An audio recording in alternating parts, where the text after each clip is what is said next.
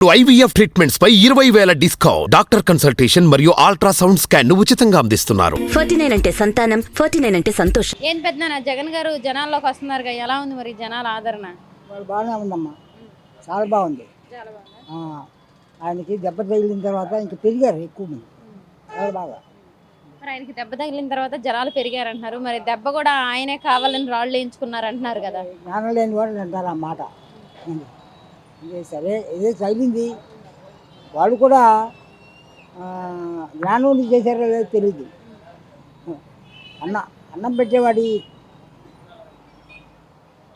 బంగారు బాతుని చంపుకుంటే ఏమొస్తుంది? ఏమీ రాదు. బంగారు బాత్ అంటారు జగన్ గారు. ఆయన బంగారు బాతు లాంటి వాడు. ఎందుకని బంగారు బాతు లాంటి వాళ్ళు అనుకుంటున్నారు? ఏమైందంటే గుడ్లన్నీ ఒకేసారి రావాలనుకుంటే అది చచ్చుకుంటుంది, గుడ్లు కూడా రావు. రోజు ఒక గుడ్డు పెడుతూ ఉంటుంది, ఆ గుడ్డు తింటూ ఉండాలి. అంతేగాని ఆయన బంగారు బాతు లాంటి వాడు, ప్రజలకు మంచి చేసేవాడు. అటువంటి వాడిని చంపుకోవడం అని చెప్పారంటే అవివేకం, అజ్ఞానం. మరి అసలు ఆయన అంటే ఇంతకుముందు పాదయాత్ర చేశారు. ఆయన పాదయాత్ర చేసినప్పుడు ఆయనకి కోడి కత్తి అని అప్పట్లో ఒక అతను వచ్చి కత్తి గుచ్చాడు. మళ్ళీ అప్పుడు జగన్ గారే డ్రామా ఆడారు, మరి ఇప్పుడు కూడా జగన్ గారే డ్రామా చేస్తున్నారు అంటున్నారు కదా, సింపతి కోసం. ఇంకొకరు సీట్లోకి రావాలని చెప్పంటే 100 అబద్ధాలు చెప్పాలా, ఆ సీట్లో కూర్చోవాలంటే. ఏదో రకంగా ఎన్ని మాటలు మాట్లాడినా కూడా వాళ్ళు దించేయాలా. కాబట్టి ఏదో మాట్లాడుతూ ఉంటారు వాళ్ళు పెద్దవాళ్ళు. ఏంటి అందులో కట్టిన కాంగ్రెస్ వాదులు ఉన్నారు, కరుడు కట్టిన తెలుగుదేశం వాదులు ఉన్నారు. మరి వీళ్ళందరూ కూడా మరి ఆయనకి సింపతి చెప్పకుండా, సింపతి తెలియపరచకుండా మరి వాళ్ళు మాట్లాడారు అని చెప్పారంటే అది. మరి ఈసారి లోకేష్ గారు మంగళగిరి నుంచి పోటీ చేస్తున్నారు, గెలుస్తారంటారా? ఆయన మంగళగిరిలో పోటీ చేస్తారని చెప్పి డబ్బులు ఇస్తే గెలుస్తారు. డబ్బులు ఇస్తే వేస్తారండి. ఎందుకంటే మనస్ఫూర్తిగా వేరు, డబ్బుల కోసం వేస్తారు. డబ్బుల కోసమైనా కానీ ఇప్పుడు ప్రజలకి నాయకుడు కావాలి కదా, మంచి నాయకుడు. మరి డబ్బులు ఇస్తే అలా వేస్తే ఎలా ఓట్లు?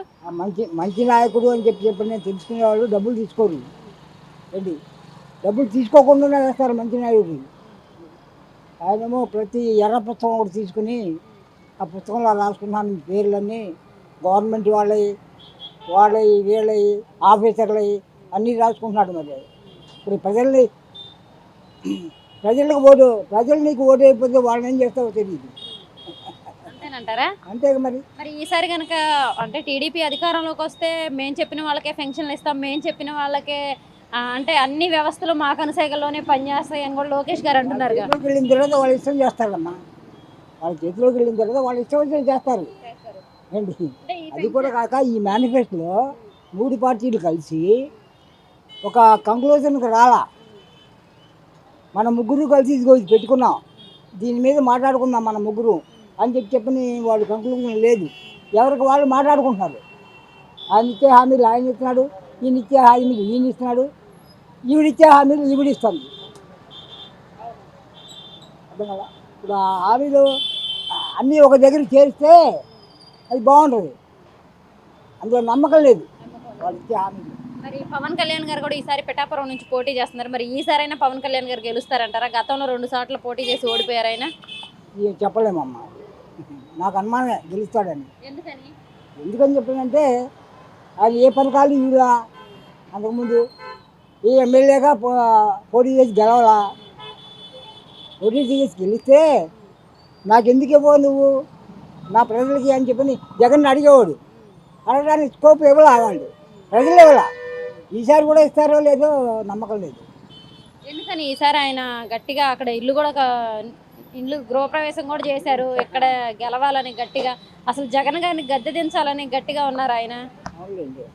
దించుతారంటారా మరి జగన్ గారిని? ఆయన వల్ల కాదు. ఎందుకని ఆయన వల్ల కాదనుకుంటున్నారు? ఆయనకి సినీ ఫేమ్ ఉంది కదా బాగా. సినీ ఫిలిం అంటే ఇక్కడ పనిచేయద్దమ్మా, సినిమాల్లోనే పనిచేస్తుంది కానీ ఇక్కడ పనిచేయదు. ఎన్టీ రామారావు సినిమాలో చేశాడు, ఆయన తీసుకొచ్చిన భిక్ష ఈ రాజకీయంలోకి రావడం. ఏంటి రాజకీయాల్లోకి రావడం ఆయన ఇచ్చిన భిక్ష. సినిమా యాక్టర్ అది ప్రపంచాన్ని ఇండియాకి చాటుకుంది. మరి ఈసారి కూటమి గెలుస్తుందంటారా, జగన్ గారు గెలుస్తారంటారా? జగనే గెలుస్తాడు, కూటమి సంబంధం లేదు. ఎందుకనండి కూటమి ఎందుకు గెలవదు? ఎందుకంటే ఆయన ఇచ్చిన పథకాలు అట్లా ఉన్నాయి, ఆ ఇచ్చే జనం కూడా అట్లా ఉన్నారు ఏంటి, వచ్చే జనం కూడా అట్లాగే ఉన్నారు. మొన్న దెబ్బతైనా కూడా ఎవరో వెనకటి వేయకుండా ఆయన వెనకటి వేయకుండా ప్రజలు కూడా ఆయన వెంట నడిచారని మరి ఈ చెప్పి జనాలు కూడా డబ్బులు పెట్టి తరలిస్తున్నారు వీళ్ళని కూడా అంటున్నారు కదా. ఉండొచ్చు. అదో డబ్బులు ఇవ్వకుండా ఎవడు రాడు ఏంటి, ఆ రోజు కూలి చేసుకోవాలి వాడు ఏంటి, కూలి చేసుకోవాలి. ఆ కూలి లేని వాడు జెండా పట్టుకుంటాడు డబ్బుల కోసం ఏంటి, డబ్బులు ఉన్నవాడు వెళ్ళగా అభిమానంతో వెళ్తాడు, అభిమానం ఉంటేనే వెళ్తారు. అభిమానం ఉంటేనే వెళ్తాడు. సరే అయితే మరి ఈసారి జగన్ గారిని పులివెందుల్లో ఓడిస్తానంటున్నారు, మరి చంద్రబాబు నాయుడు గారు ఆయన ఓడిచ్చేదే ఉందండి, అది కష్టం.